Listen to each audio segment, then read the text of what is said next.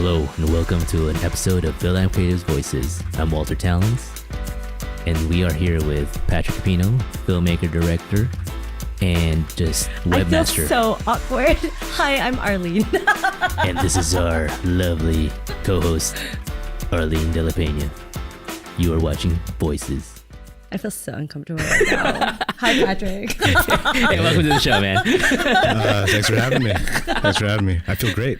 Yeah. Totally comfortable. Yeah. Totally normal. Previous vibes. I know, it's kind of his baseline. He's just setting the tone for Creepy. tonight. I mean, that's how Walter's always spoken to me. Yes. Dang. How's it going, I feel like man? there's a competition of sultriness. I am the sultry queen, guys. Oh, yeah? Okay. Prove it. I mean, hello. Anyhow, we have Patrick, so talented in so many different ways. Director, producer, IT guy. Well, VP, webmasters. Yeah, webmaster. Which I had, you guys, you have to check it out. www. Seven W's. It's late already. Okay. The OaklandWarriors.com website is run by this guy. Dude, you guys probably already bought like shirts from him. Buy more. Yes. He's one of them. And one of the reasons he's here, though, is that he is an actor for an awesome movie that just came out at Outfest. Get it? Sorry. Called Bitter Melon. And it was great. Like, tell us about the movie. It's a tragic comedy written and directed by H.P. Mendoza, a San Francisco filmmaker. Yeah, it's about a Christmas family reunion gone wrong, where the family members can conspire to kill one of their own, played by me. This guy, they're trying to kill me. That guy. Yeah.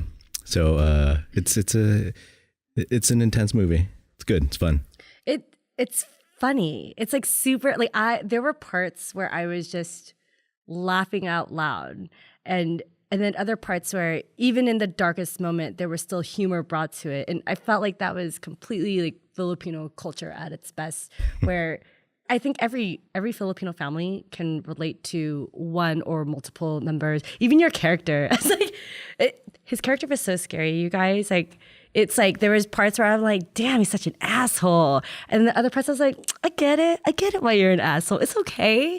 And so I felt like I was like rooting for you, both at like, you know, the downfall of you, and then like the, you know, the peak where like, I think he's gonna, you know, there's good deep down under all the layers. And I feel like that's the best way to describe it, is so many layers with all the family dynamics. And yeah, it was awesome. Yeah, I mean, I think what HP did was he wrote something. I mean, he says this is something that he wrote initially like 20 years ago, and it's about him and his family. Loosely, he didn't kill anybody. That we know of. But you know, like it's not about finding answers. You know, I'm kind of lifting what we've talked about before, he and I, and it's about asking questions and bringing things to light. You know, and within everybody, there's some good things and there's bad things, and you know, there's a lot of gray in all of these characters, you know, and I think that's what makes it kind of a challenge, because a lot of people want simple solutions, you know. I mean, sure, right. There's, you know, like if you write a story like a good guy, bad guy, you know, 3-arc structure, happy ending, whatever. But obviously, we know life isn't like that. So in this type of movie, he's really kind of going for like, this is kind of what life is like. This is the family I knew. And I know. And what I really liked about the writing and even your character is just the like you guys said layers, but even your character had, you know, reason. It's not your stereotypical like jerk or a-hole type of character. There's reasons, you know, which is, I think, and you said he wrote this how long? Like 75 years ago. 75 years ago. I mean, they didn't even have computers back then. And like 20 years ago. 20 years ago. You know, but that's awesome, and I'm sure he's done rewrites and stuff like that. But the fact that he created layers to your character, and it's not just like, oh, I'm just homophobic about you or my brother or blah blah blah. There he could have been, I guess. Like, but your there's reasons to why your character was an a-hole. Yeah. I mean, like he definitely the character I played had a lot of Arrested Development issues, but as the story goes on, I mean, like you kind of peel back some things, and I think that's what makes like the story not just for Troy, who I play, but for Declan and Mo and the mom Prisa and everyone else. Like that's what it is, because you see what. Like who's the good guy? Yeah. You know what I mean? Like we're all kind of iffy. yeah, exactly. Yeah.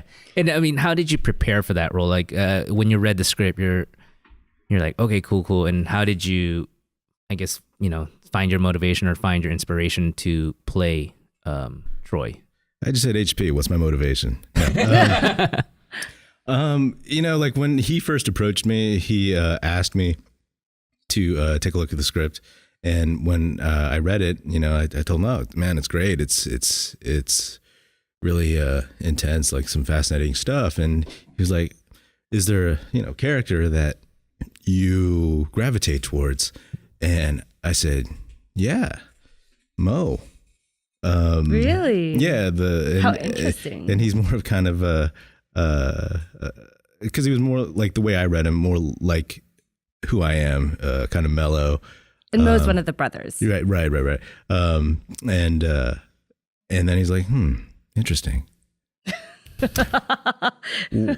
What about Troy? And I was like, oh, wow. And to be honest, I was, when he asked me or when he mentioned it, I was like, totally, man. Because if playing, I guess, quote unquote, like the villain, or a villain type character, it's fun, you know what I mean? And reading the things that that you get to do and kind of like just throw your weight around, and it's a challenge. And I told him, if you trust me to with this role, like I trust you to help me bring it out. And in terms of kind of making the character, a lot of it was just trying to, like anything else, just looking at scenes and seeing like what the heck is going on and seeing what's you play the scene, right? If it's like, oh, what's it like playing somebody who's so violent or misogynistic? It's like you get the words off the page into your mouth, and then then you start thinking about people that like, oh yeah, Tito, and and you just base it off of you pull from here and there, but yeah, it was like 90 pages long, like the chunk of my scenes itself, because the script was pretty long. And I was like, how the hell am I going to memorize all this? But what was process. Because some of your scenes were super, super intense. And so what was that like for you on set and being around the other cast members and bringing that kind of intensity? Because you were freaking scary. I was like, that's not the sweet boy I met. Like, who is this guy? And it legitimately was like frightening, and it was like the most subtlest thing. It wasn't even, when you were like so outlandish. It was more of, like, I can't hear you, the remote, and it was like these subtle things. I'm like, damn, like I don't even want to talk right now. He might hear me through the screen. Well, first of all, I'm glad that your inner monologue has an accent. Always, dude, always. But what was it like playing like the intense scenes with the family? Right, and how did the other cast like react off of that? Because they know you as you, and then they know you as the character. And yeah, I mean, it's at the end of the day, I mean, it's all obviously pretend and stuff. And I think that HP, created like a really great environment for me and the other actors to just, I guess, play, right? And it was like a way to, I was given permission to do these things, right, and be this way and be this guy, knowing that it's just a movie. And the cast was great. I had known a couple of the other actors like Teresa Navarro and Ellie Renigan previously.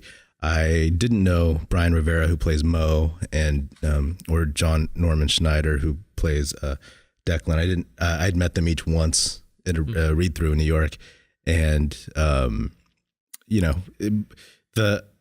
they're super like awesome, and the environment was just something where there was a lot of levity on set too, like between takes and between things. Like you're cracking jokes. There was a scene that didn't make it, which I remember was a lot of fun.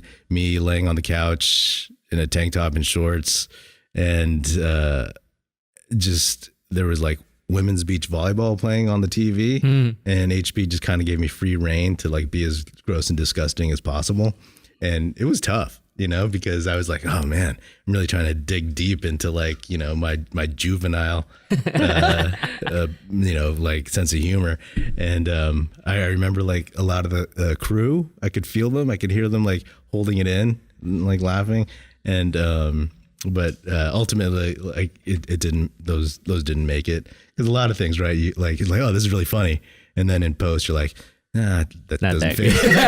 Yeah. Well, it just doesn't fit. It's just like tacked on, like for a laugh, which is might be not exactly what you want. Yeah, I mean, you touched upon it. Like, what's it like working with HP?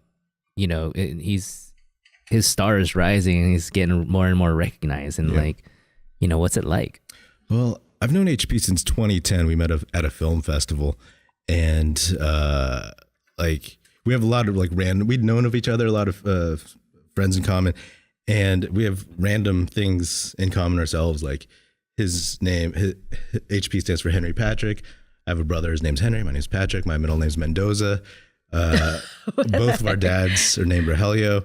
We're both from the Bay, of course. Wow, so serendipitous. We're both roughly the same height. And what else? I think he might have been born a year after me, but we're like both Pisces, like 2 days apart. So instantly we clicked. I remember we stayed up all night, like just drinking and talking about movies and like just folks we knew and all that. So, but working with him was great. I mean, it was my first time working with him on anything. And again, we've been friends for a while, but he did an amazing job, like keeping all the actors like protected. Again, that space to do things, but also the ability to on an independent film set like we've all been on, there's so much going on, and what you need to do is, as a producer protects the director protects the actors, and it was again it ended up being one of the greatest creative experiences I've had. He's totally calm, and he totally knows like what he wants, so I appreciated that. Well, speaking of knowing people for a long time, you've known Walter for a few bit, years yeah. now, Like right? I first met, I think, Patricia's party or something like that. I think I met you, but I met you a while ago. And he's been here since before FilAM Creative was FilAM Creative. Like he knew us, like Walter Bohos, AJ, Patricio, like when it was Fan. Fanla. Wait, no. Yeah, Fan E. Fan E. Filipino American Entertainment. Networking Entertainment. And so we've known each other for a while, and now like and then they started the National Film Society, and they started coming up with this this awesome Asian bad guys, and it just blew up, and and then he stopped talking to me. He's like, whatever, dude. No, I'm just kidding. Nah, he's been great, and we've all been there. Like FilAM Creative, a lot of us came out to support, and we've just been so proud of you guys, like you and Steve. And what's going on with National Film Society? Like I'm hearing some rumors. Oh yeah, it's so National Film Society is a YouTube channel that I started with a friend, Steve Steven DiPianco. Almost forgot his name. Like brothers, guys. Yeah. Like brothers. And we were we talked about filmmaking, movies, pop culture, kind of in a pseudo educational way, and also made fun of each other a lot. And we were part of PBS Digital Studios for a while, and then we ended up making Awesome Asian Bad Guys. And then it's like, whoa, priority. Like we can only have so much time, so we kind of ceased doing that for a minute. And then I want to bring it back. It's something that I miss doing a lot, and I'm just gonna experiment. I tried making a few videos earlier this year, and I realized, holy crap, this is hard. Forgot how hard this is. It's a lot of work, especially when it's just me. So I'm going to be kind of experimenting some things and putting some new content out there. So it's really fascinating that would it be fair if I said that like you guys were almost like a victim of your own success? You got like, cause it was one thing like, and then you guys got pulled in so many directions, I think. And after Awesome Asian Bad Guy just blew up and you guys got jobs, like, like got corporate. Is that fair? Yeah. I mean, I don't know. I like this victim of our own success narrative. But I mean, that's what we kind of strived for, right? I mean, it's funny, right? Because it's like when Steve and I met, we met in 2010. Wow, I met a lot of people in 2010. It was a hell of a year. Yeah.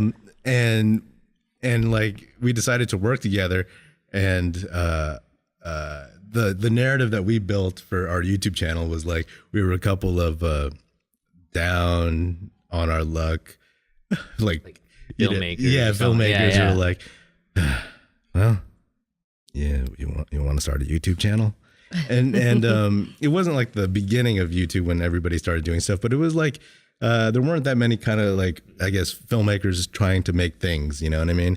Now there's a bajillion of them, right? Mm-hmm. So it kind of put us out there, and yeah, like it. I like to think, I mean, it's everything that Steve and I have done subsequently for the most part, together or separately. And, for the past few years, it's mostly like each of us is doing our own thing. It's like, is born of that, right? Born of like this YouTube channel that didn't necessarily get like huge, but it had like a very kind of loyal, focused following, and, like with Awesome Asian Bad Guys, that was big for us in a sense, and then we just kind of. What's that feel like? I guess starting these different projects, and then all of a sudden, getting the notoriety and becoming very successful, and people seeing all your content. How does that feel? Kind of going through that on different platforms and different projects. Well, we're not that successful. No, it's great, because when we started, like we each were doing our own thing, but we just had enough flexibility to come together and make these videos, Yeah. We would joke that like when Steve's wife would like leave for work, like the UPS guy would see like some other guy just come over to the house. Hey, did you know like some guy shows up when you leave every morning? Next thing you know, they're in the garage pouring water on each other. It's an episode. It's you had to watch it. But I say it's like that taught me a lot about acting. No. Yeah. What's interesting was that because at the time they came out too with National Film Society, it was just a weird patch of YouTube videos. Like at that moment, the big thing in YouTube videos were like short films. That's when what's his name, Ryan Higa or Niga Higa was making short films, and Kev Jumbo was doing. So that was like the big thing, and then they kind of came back and brought it back to like these two guys talking on camera, and then having the guest in the middle, and I feel like that kind of started off the new wave of like video blogging. Like that's kind of like where the cycle is now of YouTube videos. Yeah, I mean, you can correct me if I'm wrong, but sorry, go ahead. No.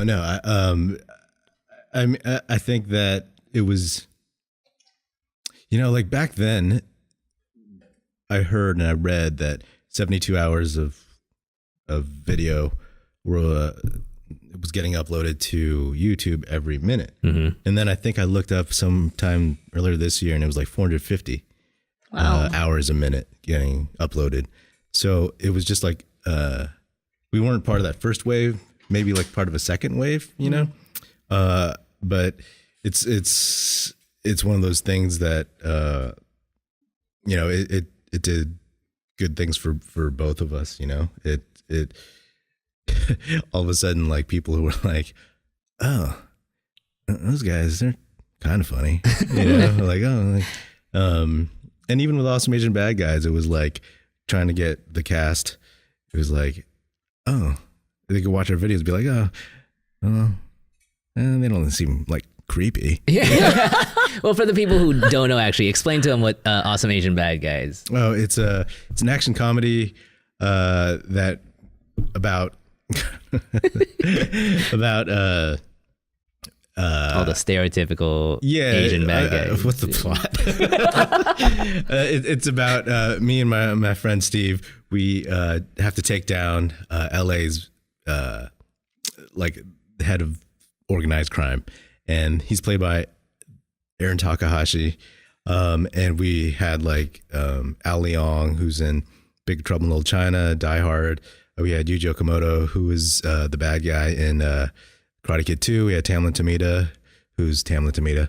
And then George Chung, who was in Rambo 2. And God, if I forget someone, I'm so awful. But, and we had Dante Bosco, who played Dante Bosco. How did you get all these guys together? I'm telling you, like, well, because we had... we knew a lot of them, some of them, and we had like Dante and Randall Park. Randall Park's in it, and we had some of them on our YouTube show, and then we brought on Phil Yu, who does the Angry Asian Man blog, as one of our executive producers, and it was kind of like in the community, and having Phil kind of gave us like this vote of confidence, and then again, he could watch some of our videos, and they'd be like, okay, they're harmless. This isn't going to ruin my career.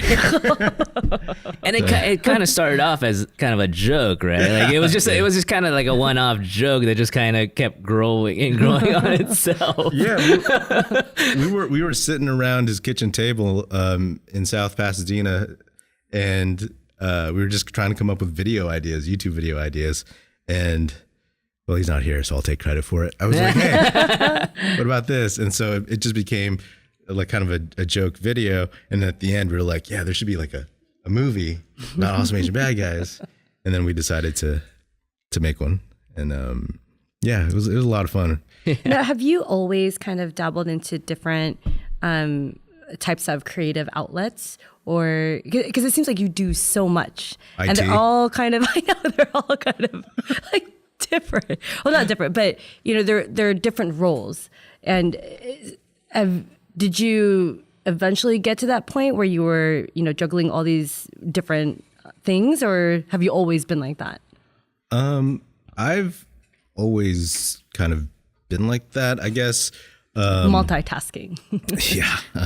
I have a lot of interest in different parts of, I guess, creative stuff, but I mean, I wanted to, my filmmaker story is like, when I was 13, I saw, Do the Right Thing, and I was like, oh man. And I was like, this is the movie that kind of showed me what film can do. And then for maybe like, 8 years, I wandered aimlessly as a slacker who didn't pick up a camera. You know what I mean? I wasn't one of those kids who was like, oh, I'm a prodigy, I'm going to pick up a camera and do this. And then, like after college, I decided to go to film school, and it's just kind of all been, when you make a lot of things yourself, you learn a lot of different things, and to me it's a very almost like Bay Area way of doing a lot of stuff. I mean, it's the whole indie scene. Right? Yeah, and I haven't lived there in like 12 years, but it's still in your DNA, and because it's like, and you also like having the control of things. You know what I mean? I didn't realize I enjoyed performing as much as I did until I started doing the YouTube channel. And then I realized that, wow, I did put myself in every short film I made before that. Sheesh. So you studied something first, and then you said you went to film school, like, or what school did you go to? I did my undergrad at the University of Chicago, and I was a sociology major. Oh, wow. Because I was like, oh, if I'm gonna write films, I'm gonna do social critique, social films, justice warrior. No, critique. Oh, like us, like Spike Lee. Yeah, exactly. So, and then after that, I think I was just working some office job, and I remember that's where I learned like how to use like Photoshop and all this other stuff, and then I decided to go to film school, and I went to SF State, and the story, I mean, my film school story is that I missed all the deadlines. I knew I didn't want to take the GRE because I hate standardized tests, so I was like, well, let me and since I missed the deadlines, SF State was the only one, so I applied. Not thinking I wasn't going to get in. Yeah. But then when they took me, I was like, well, I guess I'm staying because I'm not looking at gift horse in the mouth. I'm going to take it. You guys got to do Plus, this. man, those in-state prices are nice. You know? Oh, it's a big difference. Oh my goodness. Yeah. How much did you take a break in between undergrad and grad school or film Let's school? see, 22 to maybe like a couple years, I think. Yeah, maybe like 3 years, 2-3 years or something. And that was just kind of working. That was during the .com days, and me and my buddy from college, we were like the two dudes who did not have .com jobs, and we were like, huh. What part of the Bay are you from? I was born in San Francisco, grew up in Berkeley, Oakland, East Bay, all over the place, and it's whenever I go up there, it's so different from how I remember it. It's changed a lot. I feel the same way. Like I just came back there this weekend for a wedding, but it's just so different. Every time I go to San Francisco, it's different. Where are you from exactly? I grew up in San Francisco, Nob Hill District. Oh yeah. Yeah, like No kidding. in the city. Oh, really? Yeah. Okay. Yeah, it's super different. And when we were shooting Bitter Melon, it was like I was kind of just wandering around like a zombie and like, whoa, when did they build this? Yeah, it's so different. I mean, I feel like the demographics, the population is just, it's all, everything's so expensive now, and yeah, Gentrified, I guess is the word. Yeah. I mean, I found out that the apartment we lived in is like 4 times what it's worth now. Oh, I believe it. Yeah, it's really. I think my crazy dad like paid now. $800 a month for the studio that we lived in when we first immigrated to San Francisco or to America. And someone was saying that the whole thing, it's the studio, right? It's like $3,000, something like that. I believe might even that. be more. And I was just like, what? Yeah, I have relatives that are in San Jose, and those houses are. Oh yeah. I mean, like they're probably built in the 50s, 60s, Sure. ranch style homes and whatnot, and like they're like probably at least $1 million now. Oh you know? yeah, like I mean anything around like Silicon Valley, right? Yeah. It's just and people get shot down the road. Yeah, there's they're like some hood areas around there, and But they're like, Times yeah, that's change. cool because it's gonna drop my studio price to $4,000. I know.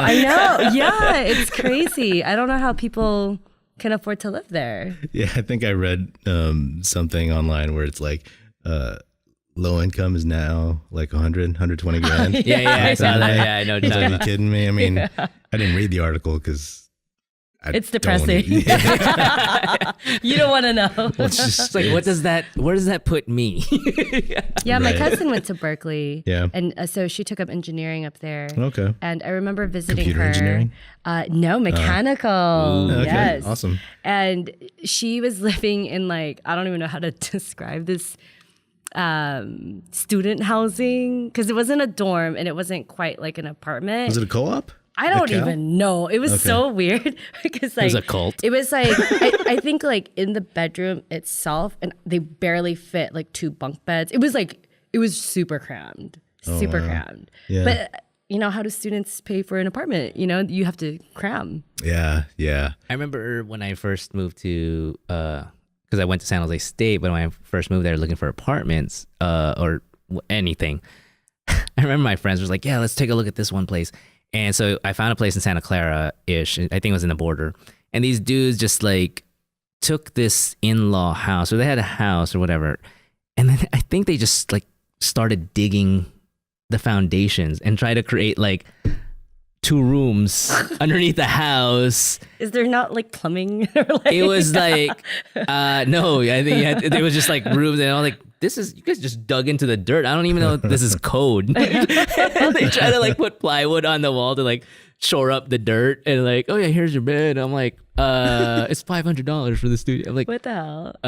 Yeah, Market prices. Yeah, I was like, I'll give you guys a call later. I was like, what the hell was that? Okay, I have a throwback question for both of you.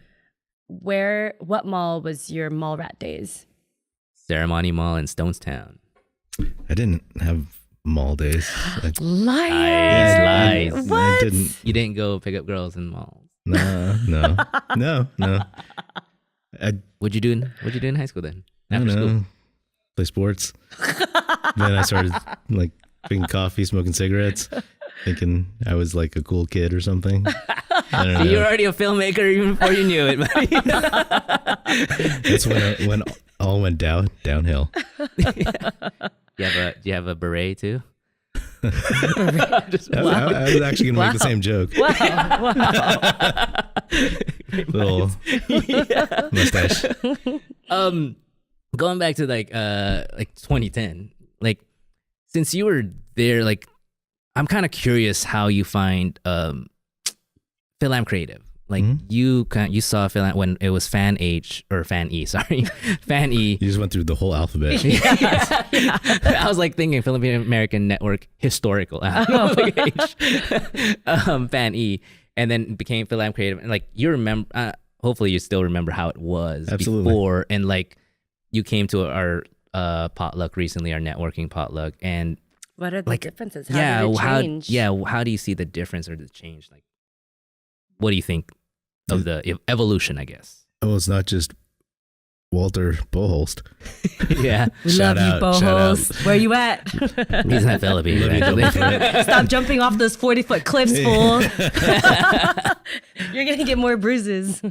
No, I mean, I think I'm like impressed how large it's grown. I remember when it started, and I remember like talking to you guys and just about like bantering about like strategy or like what it could be or what you guys should do. And it was soon around the time that we were starting National Film Society. So it was a lot of like, oh yeah, like audience and this and reaching out. But I mean, it's great because like there's so much new blood. And I think that like, I mean, it's all about the network, right? Like there's something like the network used to be the N word to me, you know what I mean? Because networking to me always felt like, you know, so sterile, so forced, so like, you know, impersonal. But I mean, like it really is. I mean, one thing I've learned as I've kind of like gotten older, it's like, oh, opportunities come up because people you know and people you work with and people you like, when they get an opportunity, they are like, oh, I need somebody for this, right? And like, oh, here, there, boom, boom, boom, and that's kind of how it all works, right? The one thing that I've always learned, or that I learned, is that like your reputation is the most important thing, because we all work with so many different people at different times that like, and there's so many people that are skilled and talented that all you need is like one person to say like, oh, you know, that guy's a jerk. Then like, just, all right, let's pick this other person, you know?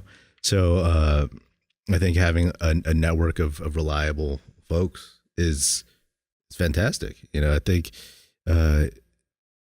you guys have actually like, look, there's like a wall. Dude, We built a wall. We built it. Rodney's garage. Dang, I was gonna make a joke there after that, but I mean, is it made out of like Costco pallets? no. No, we went to the hardware store. We bought the wood. We Bought cut raw the wood. material. Yeah. I have a friend who works construction, and so he helped cut the wood for us and kind of gave us like a little template, and then he ditched us, and then we had to build the rest. Do you guys store it here, or do you? No. No, it travels. Yeah, it's our traveling you said wood it. background. It collapses. It fits in a car. Did you bring it to Comic-Con and set it up there? I mean, Just in the Rodney, Hall why H? did we not bring it to It Middle was of Hall H. considered. It was considered. We should have. Kevin Fain didn't call us back. We did do. FilAM Creative did do Long Beach Comic Con last year. Oh, But we didn't have any wood yet, and it was like the first Comic Con event that FilAM Creative did. And wow. Rodney, you're awesome. Rodney, wherever you are. I know. Who's the guy with the hair?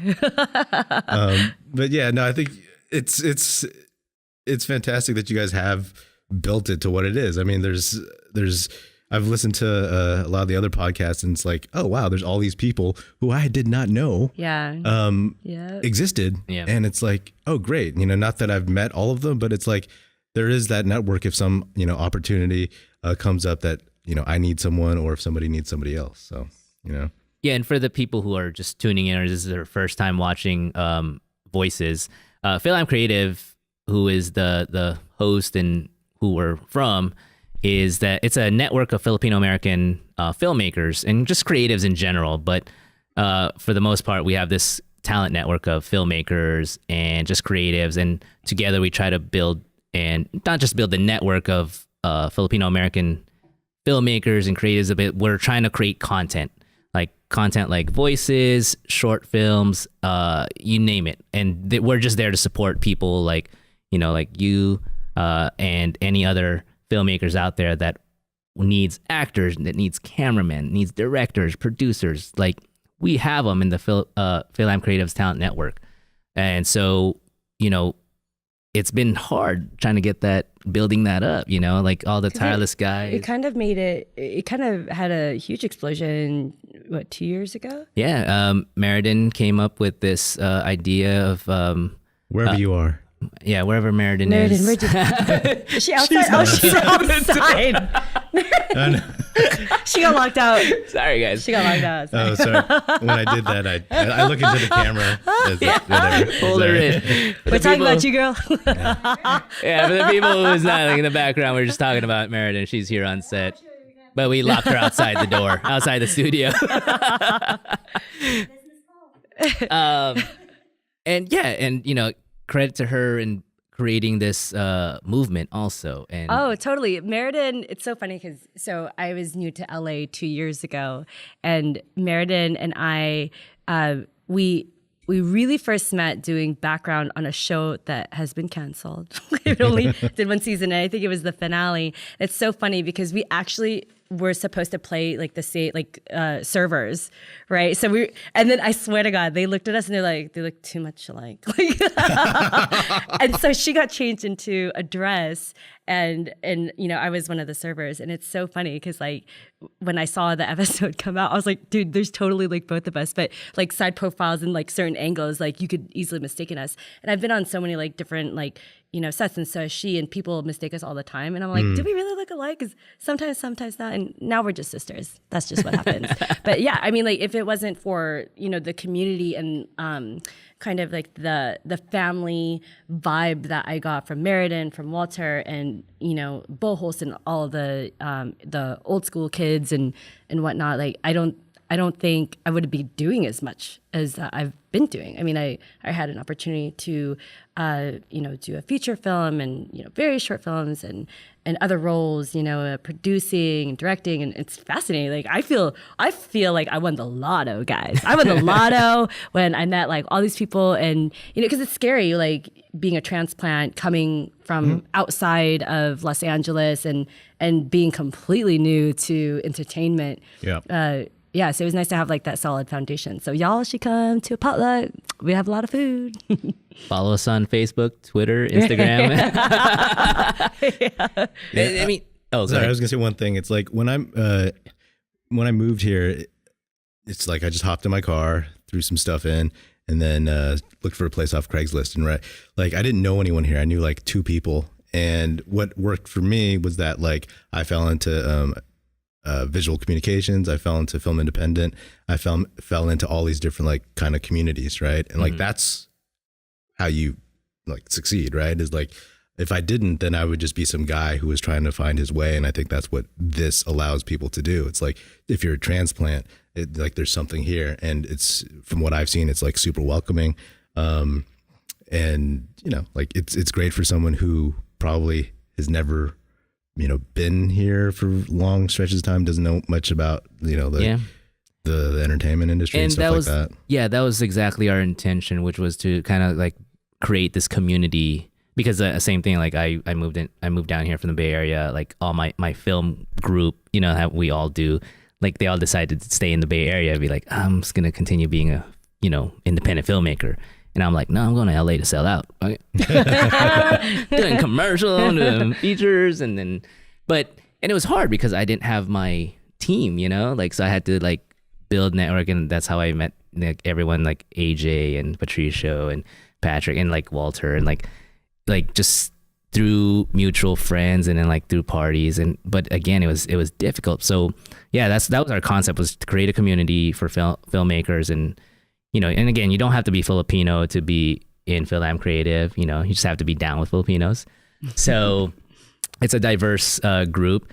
And yeah, and we're getting people coming in from New York, or being transplants from New York, Philippines, like Texas, Seattle, you know, you name it. And they're like finding the community, and they're like being able to produce content now, which is, I was like, wow, like I wish I had that. And I mean, that was the intention. Like I wish I had that. And now I'm, like all the leadership, like FilAM Creative, is like being able to provide that to new people. So, you know, that's, yeah. And I'm glad you could tell that story, because like I feel like I might be biased. So how has the road for Bitter Melon been for you, with all the notoriety and the success that's been coming with the film, and it's been so visible? I mean, the reaction from Outfest recently, how has that been? I mean, it's actually just starting its run. It's like the 4th screening that it's had at Outfest, but each screening has been like really well received. And the best thing is people actually coming up to me, and mostly HP, and I've kind of like stood there afterwards and heard some of the stuff, how much they actually relate to the story, and how much it's like, oh, this reminds me of this, blah blah blah. And you know, somebody even said like, man, I've, you know, like daddy issues, like this is a film that, you know, people should see, because it actually asks questions that you don't really get asked very often. And you know, I've never seen any, I mean I'm in it, so it's like but you know, a lot of times you see like Filipino, when you do see Filipino American families, it's like a lot of it's just pure comedy, you know what I mean? And yes, there's like comedy in this, but there's a lot of I like to think a lot of depth, and it goes like beneath the surfaces to oh things, for sure, you know? I mean, I feel like most of the like villain Filipino types that I've seen, you only see that one side, and you don't get to see the other layers and the other, like the good side of that individual. And so it just seems, you know, kind of biased when you're watching the movie. Like you're like, oh, I hate. It's almost like Karate Kid, right? Where you're like, like, oh my god, like that guy was so, you know, jacked up. He was the bully. And then when you watch, you know, the analysis, when you watch the analysis on YouTube, and then when you watch, you know, Cobra Kai. I mean, then it kind of makes you think like, well, was he really the bad guy, or just was he just portrayed, you know, and it makes you think. And I think that's Sure. great. We should see more characters like that, because really, I didn't know if I like hated you, or I just felt sorry for you, or if I was like, you know, I kind of know people like that. Like I had a lot of empathy for your character. Oh, I do have a question. Do people, after they see the film and then they see you in person, do they ever like make comments to you as like the They character? hate you? Yeah. Like You're much shorter in person. No, I mean, people, usually there's been a Q&A afterwards. And so like I can kind of answer a couple questions and, usually I get a couple laughs, which is always cool. But a lot of people have come up and said like, oh, I love hating you, and like it's good. Right. Yeah. You kind of want like whatever, what you said, you had empathy and you had, didn't know if you hated me and you knew people like me, or like that character. I mean, that's great. That's kind of what you want. Right. Like, and it was for all the characters too. Because even the mom character, like, oh my gosh, I know so many aunties. Like, I love you guys, but my goodness, open your eyes, like, and even like she was so motherly throughout the entire film. Yeah. Like her response is like, okay, I'm going to sleep now. Like always kind of informing the children of what her next step is going to be, or, like, oh, I can't sleep until somebody comes home, and it's such a mom Filipino thing that really, really struck me. Cause it just, it's like every auntie I know, every mom I know does the same thing. I don't know any other mom who's not like that. Yeah. And I mean, in particular, this like, the someone that just always brushes everything under the rug. I mean, that's the whole point. Like, things happen and it's like, and total empathy for the one who's the most difficult. Yeah. Well, yeah, because I'm glad you brought that up, because like we were talking about earlier, like layers, because there's a little bit discussion of like the mental health issue, how we don't talk about it in the Asian American community. Like abuse or domestic violence, and like there's all these like, and I think that's the great thing about what HP's done, is like kind of incorporate that into his script. And even within, like, I'm not a big connoisseur of like or I don't watch a lot of like gay themed films, but the ones I have seen, his stands out because it's different, because he kind of talks about like some of the like how do I say it? Like just the stereotype. He talks about like the stereotypes within the gay community and some of the discrimination within the gay community. And I thought that was great, even, the stereotypical like, or stereotypes that he has, and about, because I've talked about that with my gay friends, about like the being just, normal gay versus like flamboyant, like what's normal, and that debate too. And I thought that was really cool that he brought that into the script and dialogue. I was like, so good job, HP. So yeah, that's just my my little compliment to him. I mean, there's so many stories within the story, and the characters, and as you continue to watch the movie, you see them develop even more. And gosh, like I just felt like I was rooting constantly, and then I was hating constantly, and then I was like, damn, like I don't know what to think anymore. And then I was just like shocked at that. I was like, oh God, like I can't take it. Yeah, so it made me think like super deep of like, okay, did I just miss something, or was I like thinking something? And yeah, so I thought it was brilliantly done. It was like kudos to all you guys. It's like Thanos, like like you kind of felt for him. I was like, I get between it. takes, I'd put on a glove, feel the power. The Mad Titan is actually a person. There's depth. So what's next for you? What do you have going on? I don't know, take a nap. Right now, I'm plotting to reboot my YouTube channel, National Film Society. I'm gonna do some experimenting, so youtube.com/National Film Society, and then I might go around to some other Bitter Mountain screenings. We'll see how that goes. I just hope people get a chance to see it, and that it gets out there. Do you have any advice to like upcoming filmmakers, actors, or even YouTubers? Because you've worn so many hats. Like, do you have advice for these guys? Well, the first one I would usually give is, your reputation, like work hard, be nice, because that's how you'll be remembered. And you never know who's going to be in a position to help you or punish you. And also just, fail a lot, right? You hear that, but it's true. Like, man, I've fallen on my face think I fell on my face like 3 times before I got here today, and, just kind of, if you have a good thing going, always work hard to keep it going, because you never know when you'll get that chance again. So, just start, because it's never going to be perfect. It's actually a piece of advice that I need to follow, because we always kind of go through these cycles. It's like when I talk about rebooting the YouTube channel, it's like, oh yeah, but then you start thinking too much, right? Like, oh my God, what if it's gonna be embarrassing when only 50 people watch this?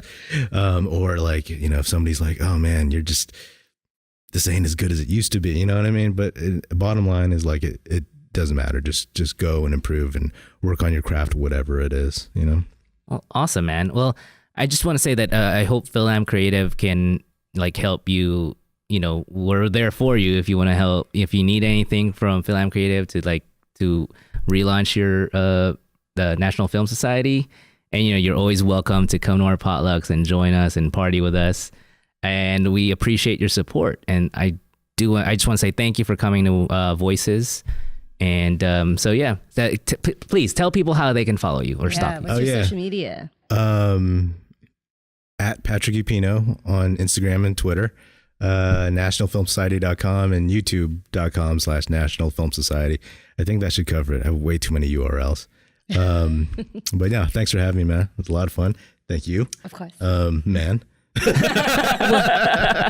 Bro. Yeah. Awesome. Well, Patrick Epino, filmmaker and awesome Asian bad guy. I'm Walter Talents. I'm Arlene De La Pena. And you guys just finished watching and listening to FilAM Creative's Voices. Peace. Today's episode brought to you by the good folks at Filipino Worker Center. From the heart of historic Filipino town, PWC focuses on providing programs that help meet the immediate needs of workers and their families, while at the same time building their leadership to take collective action for long-lasting change.